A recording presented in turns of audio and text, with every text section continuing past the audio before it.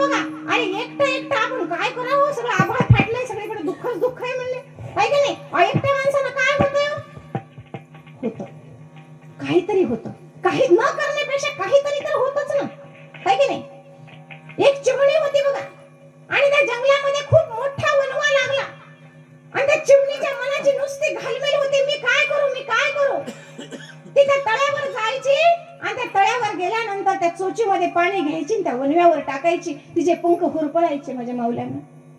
तरी पुन्हा जायचे, त्या तळ्यातल्या चोचीत पाणी घ्यायचे, पुन्हा त्या वणव्यावर टाकायचे. असं करत होती, दिवसभर करायली. दिवस मावळला, आणि आता माझ्या चिऊताईला दिसेनाच झालं. पण त्या ठिकाणी त्या तळ्याच्या त्या काठेवर एक झाड होतं, त्या झाडावर एक माकड होतं. ते माकड मात्र फिदी फिदी या ताईवर हसत होतं.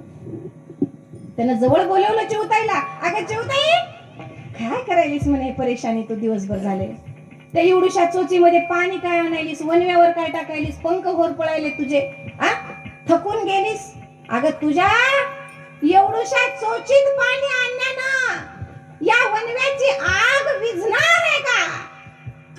तेव्हा त्या चिऊताईचं उत्तर आहे का, म्हणजे दादा मला माहित नाही, माझ्या आशा करण्याने या वणव्याची आग विझेल की नाही, पण जेव्हा जेव्हा या वणव्याची गोष्ट पुढची पिढी ऐकेल, तेव्हा माझं नाव हे आग विझवणाऱ्यामध्ये असेल, आणि तुझं